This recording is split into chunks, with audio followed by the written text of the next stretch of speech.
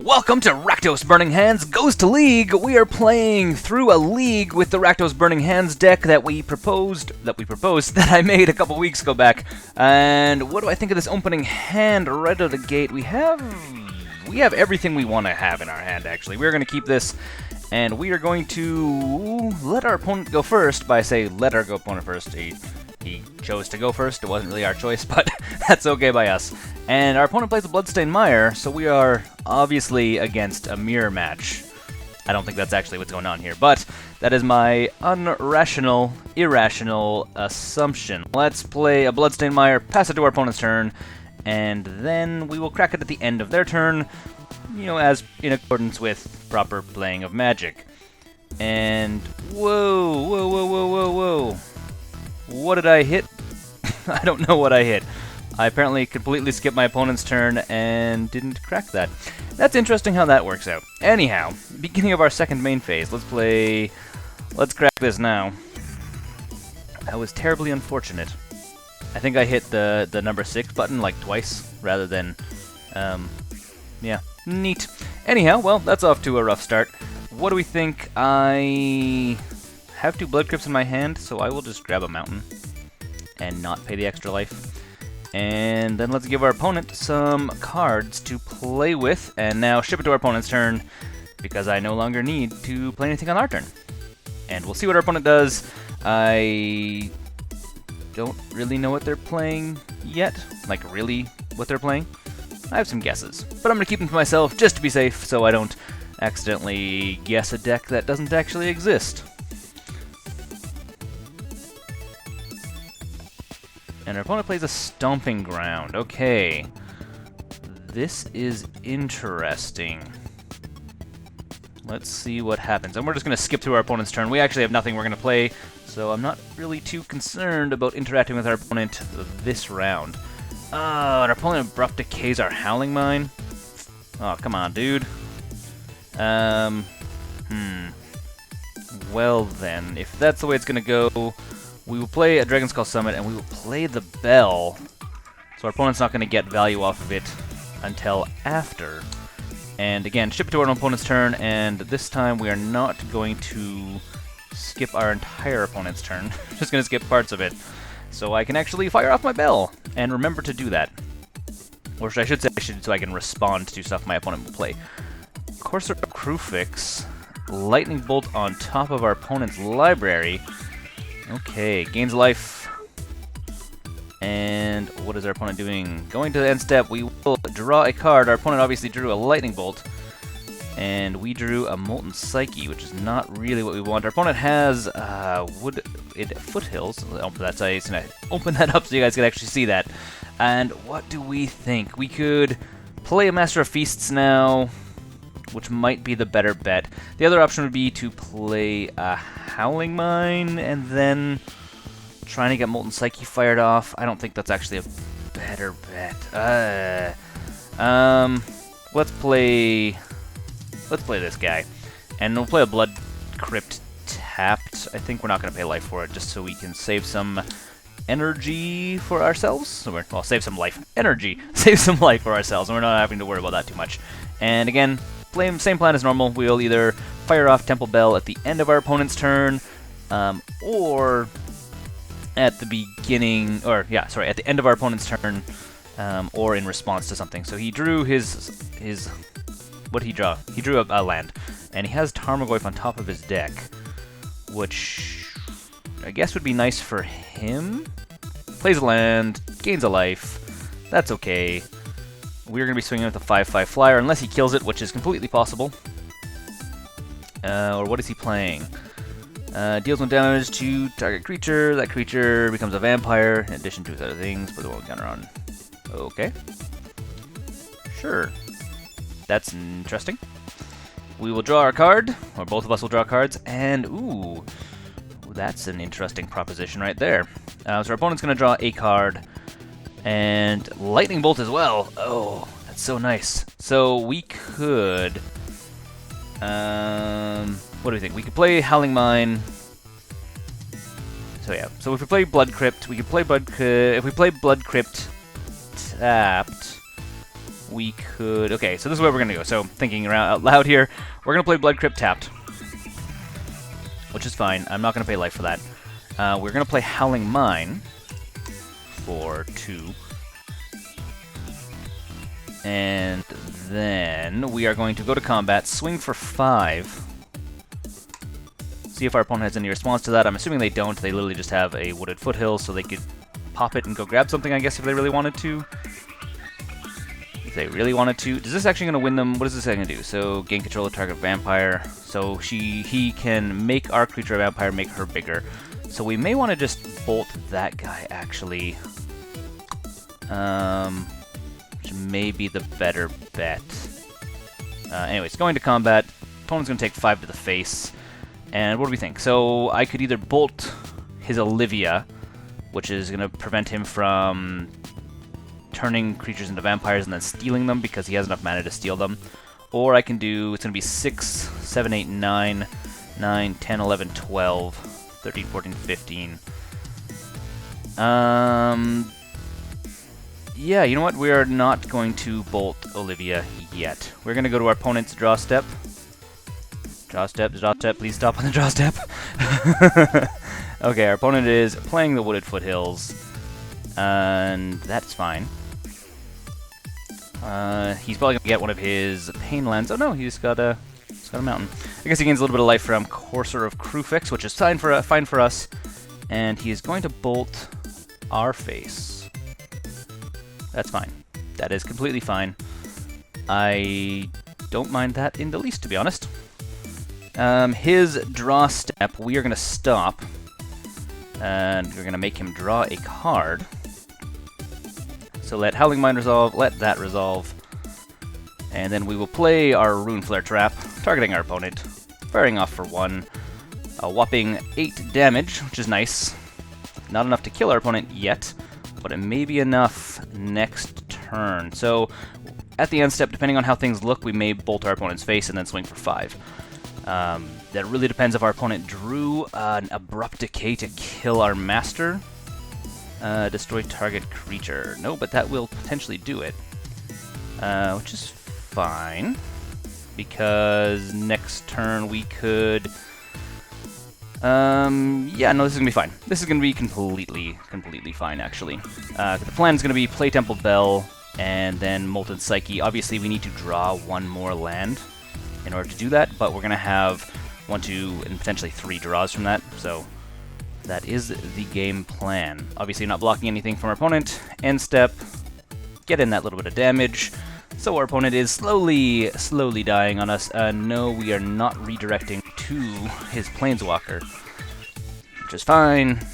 And draw step, Toil and Trouble, which also does it. And second Toil and Trouble. Let's see if we draw that land. We don't draw the land, but we do draw a Hangarback Walker. So why don't we play Hangarback Walker and then Molten Psyche? I like that idea. Our opponent's tapped out, basically. So he's not going to do anything in response to us. That's all we're doing. Hangarback Walker. And then a Molten Psyche. 1, 2, 3. Here you go, opponent. I do not want to redirect to Sorin. Or not to Sorin, to Obnixilis. And there we go. Let's go to sideboard. We are playing against this deck. What do I do? So, removal would be really nice. I think we're going to put that in. Ratchet Bomb, not so much. Destroy target artifact, not so much. Crumble the Dust could be actually quite good against this deck, because he's relying on multiple different special lands, and we can probably just pop one off, which I would rather do. In response, and also we're gonna, well, in response, we're gonna take out Toil and Troubles, and we're gonna take out a single Hangarback Walker and a single Adamaro. Adamaro is okay in this matchup, but not amazing, so we are going to pitch him away and submit the deck. Going to game 2, our opponent is on the play.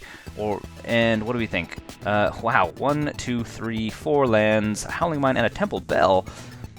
And a Crumble to Dust. Actually, we're going to keep this. We are totally going to keep this, because we'll draw into more stuff Obviously, we don't have a first turn response, really, which is okay. And yeah, but we are on the draw, and we draw a Runeflare Trap. Okay, so we are on the warpath all of a sudden here.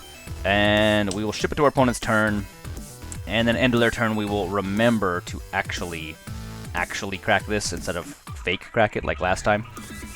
By fake I mean forget to, or skip your turn so you don't do it. That's what I actually mean here, not fake. And we're not paying life. I don't want to pay life. It can come in tapped because it's going to become untapped right now. And more land. That is not what we want to see. Not at all, to be honest. We will play ourselves a Howling Mine. And at this point, our opponent has to have an idea what's up with our deck, because we literally just blasted his hand for like 1,000,000 damage. So, yeah. There you go, opponent. I'm surprised that our opponent actually hasn't had Inquisition or Thoughtseize, to be honest. He would possibly have a pretty good chance of getting rid of this Crumble to Dust, because we are going to use that as soon as we can. So probably turn 4, we are going to Crumble to Dust one of his special lands away, just to get rid of stuff. Oh, he's going to terminate... Oh, that's on top of his library. Whew. I was like, hey, he's going to terminate... What is he terminating? Nothing, because that's not what that card does. And we draw a Mountain and a Hangarback Walker. Interesting. And we have all of our swamps in our hand right now, which is not as awesome, but it is a thing, I guess, that happens. Let's just go on the standard plan of let's give our opponent and ourselves cards, and then we'll just ship it to our opponent. We don't have any response to this. End of their turn, we are going to draw off of Temple Bell, and Howling Mine draws him a couple cards. Yeah, so he has a bunch of stuff, but nothing that I'm really scared of at this exact time. I want him to play more special lands, though. I'm a little bit scared going into turn 4. I want to play Crumble to Dust, but I don't want to play Crumble to Dust because he doesn't have anything worth destroying over there. So I'm not going to blow up his Ravaging blah blah guy. Sure, you can get in 2 damage. That is fine by me. Going to second main phase, and then he's probably going to push it to the end because... Oh no, he has tons of land. He's going to play something. Something will be played, I guarantee you. And what it is destroy target artifact. Deal 2 damage to target creature or player. That's no fun. Okay, well, it happens. End step, let's draw some cards. We draw an Eidolon, which is actually really good against his deck. It's gonna make him have to think about what he's doing. So let's play that. And, oh, good, a mountain. Let's play the mountain. And again, no special lands, so we're not gonna play Crumble to Dust. I think we're just going to play Hangarback Walker and an Eidolon. Yeah, just that. Nothing too special. And that's all we're doing. Hangarback Walker for 1, which we can slowly make it bigger as the game goes on. And an Eidolon, make our opponent deal with our guy. He has a Terminate in hand, so he's probably going to terminate it right away. Take the 2 damage and just waste cards out of his hand, which is okay for me. And then pass it to our opponent's turn. I was really hoping to Runeflare Trap him for a whole bunch of damage, but clearly that's not how it's going to go down, because our opponent put in artifact removal, which is smart against our deck. And it's kind of weird because you're like, okay, our opponent is, it's weird because your opponent, you're no longer drawing cards, but you're destroying stuff. At least this is our opponent's, vision. And yeah, I'm not blocking that. I can take 2 damage quite happily. We'll take 2 damage. Yeah, 2 damage is nothing big for us. We can survive that without any real problems. And he's going to bolt our Eidolon, which is fine. He's taking 2 damage to bolt our Eidolon, which is what we wanted. Again, it's kind of a lightning rod. It gets destroyed almost immediately. Let me open these up for you guys as well. You can see what's going on in graveyards. I always forget to do that. I need to start remembering that as soon as the game starts. And what is he going to play? Destroy target non-land permanent. Okay, well, we're going to draw off of it, obviously. And our opponent is definitely going on the let's remove everything from our all the stuff that drives our deck. And we now have 2 Runeflare Traps. This is not really what I wanted, to be honest. And what do I think? I could play a Hangarback Walker for 2 and make him bigger. or I can swing in for 1. Not worth Rune Flare Trap. I can't Rune Flare Trap. I'm 1 short from hard casting. Not gonna Crumble the Dust. I'm gonna let him keep playing all his standard lands. And eventually, once he plays a non-standard land, I'll blow that up and remove them from the deck, even though that may actually give him some advantage.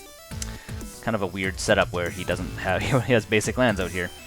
Okay, let's do that. Let's play this guy for 2, and then we will ship it to our opponent's turn and probably block his Courser. Is it Courser of Crufix? Yeah, Courser of Crufix, and then pump it is the general game plan here. He plays a Blood Crypt. Okay, so that's something we're going to blow up next turn. I would rather him not have Blood Crypts, even though... And he paid for it as well, didn't he? He sure did. And he's Abrupt Decaying what? Oh, no, that's on top of his library, sorry. Getting confused, I have 2 things on the side of the screen. This is on top of our opponent's library. This is things that are actually happening. Begin combat. Does he swing in? I'm assuming he does. We are going to go to the blocks. Throw this guy in front of him. And then we will make him bigger. So we get 2 tokens rather than just me letting him die for 1, which is fine. We get our 2 tokens, which we now can slowly get damage in from the sky. Death from above. And interesting. Okay. That's fun. That's very fun. Fun is not the word I actually want to use here. Deals 3 damage to target creature. Huh. Okay, well, that's no fun. I'm not responding to any of that. So now I have a whole bunch of Thopter tokens, which is a thing. And our opponent has Abrupt Decay on top of his library, which is not going to help us very much. And he has a 6/7 Tarmogoyf. Neat how this game has turned around a little bit. And what do I think? This game is quickly turned around to something that I don't actually want it to be. Yeah, I could Temple Bell, which is going to give us a draw. It's not going to be enough of a draw. I could for 5 damage. That's not worth it at all. This only has value if we're going to get our opponent to draw 3 cards in a turn, which is not very easy. We could go to combat, I think, and you are going to attack Garruk, killing it, and you attack the player. Yeah, you too. I'm going to leave 1 up for... Actually, cancel that. How do I cancel? How do I cancel? I guess I can't. Oh no, I can just go like this. You come back. You're going to Garruk. There we go. Haha, look at that. I figured it out. And we're going to just let those go through as per normal. He can't stop us from killing Garruk, so that's nice. And he takes damage, and I kinda... One part of me wants to say, hey, we should play the Temple Bell. The other part to me says we should crumble to dust his Bloodstained Mire, or his Blood Crypt, sorry, not his Bloodstained Mire, which I am quite happy to do. And I also think we should probably kill this thing. I'm actually surprised he hasn't been making this yet, and making it very scary. Whenever this creature attacks, put a 1/1 counter on it. It's still a land, so it basically starts getting huge. Huh. What do I think? I think, yeah, we're gonna go this way. I don't really want to do this, but I think it's actually the safer bet. Oh, he has 4 of them in his deck? Wow, okay, that is something worth noting. He has Ghost Quarter, Bloodstained Mire, Terminate, and Isaac the Graft Widower? Oh, he's this guy, okay, yeah. Well, that is very worth noting. And, okay. He does have some Inquisitions. I'm surprised he hasn't ever had a chance to cast them, to be honest. Okay, we're going to ship it to our opponent's turn, and fingers crossed we can survive another round. We keep seeing what our opponent's drawing, so... Oh, what's going on here? Oh, he played a land. He played a Shock Land. And he plays the Isaac, creating a bunch of spiders. Yeah. you can go there, and I can take the 2 from that guy. I draw a Lightning Bolt, which is not going to help me, I don't think. Let's cast the Bell, and what do I think? So, 7, I have to block this. I really want to block that guy. He can block my Thopter, so let's just ship it back to our opponent, I think. Yeah, no blocks, or no attacks. Go to our opponent's turn, and what? Oh, he finally is drawing a Thoughtseize next turn. That's neat. Or, well, probably once we fire off Temple Bell, to be honest. He does have an Abrupt Decay in his hand, so he can actually Temple Bell, like, right now. So if he does Abrupt Decay Temple Bell, we will probably use its ability, fire off Lightning Bolt, and probably try and fire off whatever we actually draw as well. So then he can just discard one of our Rune Flare traps, which is not actually doing us much value right now. Okay, opponent's going with everything. Let's block the things that are going to not allow us to, or going to prevent us from losing the game. So, because it's going to be 7, otherwise it would be, what, 2, 3, 4, 5, 6, 7, 8. Yeah, let's go this way. It's going to be on the rocks, I'm not going to lie. Oh, too late. Ah, I could have double blocked this guy and then killed it. Darn.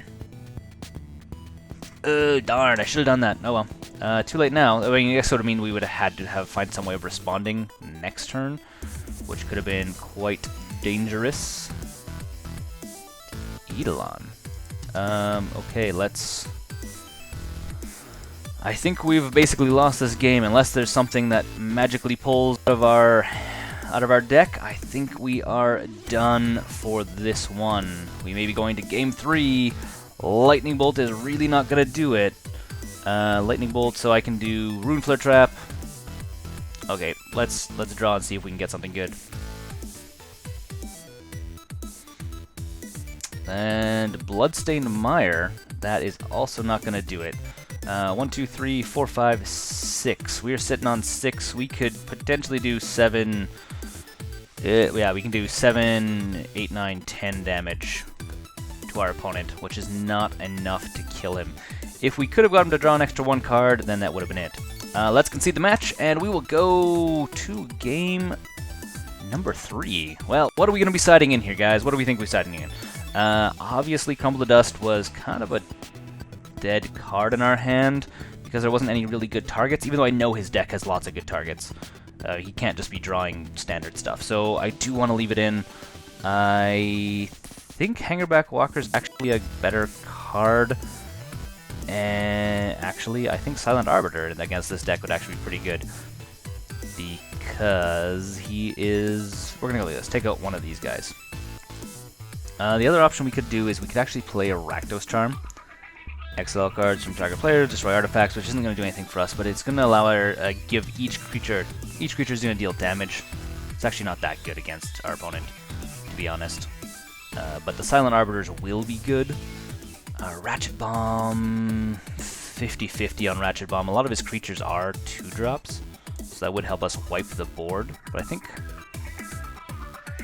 Why would I play Silent Arbiter over Ratchet Bomb in this matchup? Silent Arbiter basically makes our opponent only attack with Tarmogoyf, which then we can jump block with Hangarback Walkers, where Ratchet Bomb will slowly... Oh no, our opponent's playing Abrupt Decay, which... Yeah, okay. You convinced me, guys, you convinced me. We're going to take out the Silent Arbiters, and we're going to put in the Ratchet Bombs. Yeah, I think that's the better bet, because... the reasons. And what do we think?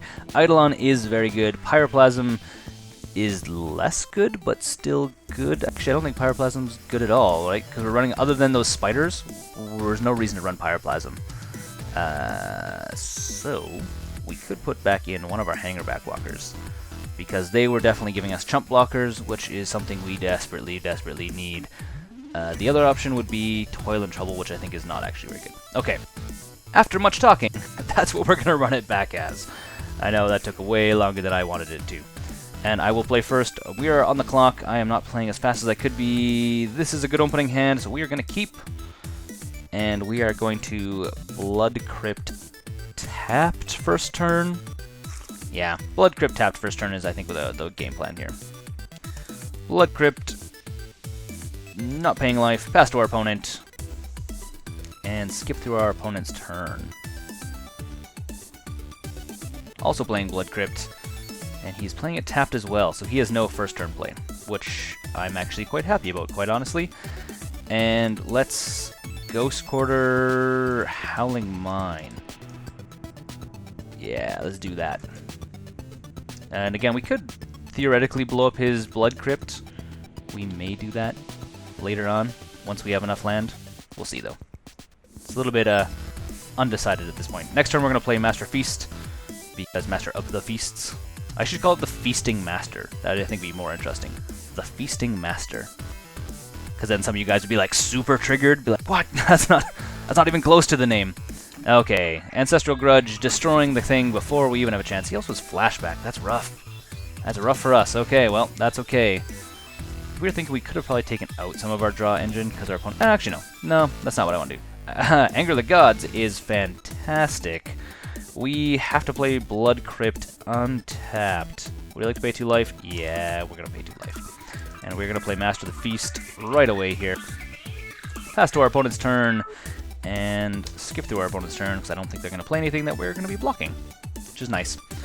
And, ooh, Inquisition. So he is going to pull our Lightning Bolt. No, he pulls the Hangarback Walker. Okay, well, that's a thing. I thought he would pull Lightning Bolt, but I am wrong, apparently. Our turn. We have our opponent draw a card. We draw a Swamp. We are going to go to combat, attacking with just the Feast of Masters. And let's see, our opponent obviously has no blocks, so they're going to take a bunch of damage to the face. They may have Abrupt Decay, though. Is a thing. So there is that, which is a thing. Which is fine. That is totally fine. And we will just ship it to our opponent's turn. And probably Lightning Bolt on the end of their turn. I think that's what we're going to do. Playing against... okay. Yeah, we're going to go this way right now. And he's going to pull Anger, obviously. It's his only real option. That's fine. Anger, goodbye. That Crumble to Dust will be a really good pull for like, next round. Tarmogoyf is not good. Doomblade would also be a really good pull. Either of those. Howling Mine we will play even though it is not the most ideal card right now. And we will play our Mountain. We'll just empty our entire hand, and I am tempted to... do I want to? Yeah, let's do it. We're going to sack and destroy his Blood Crypt.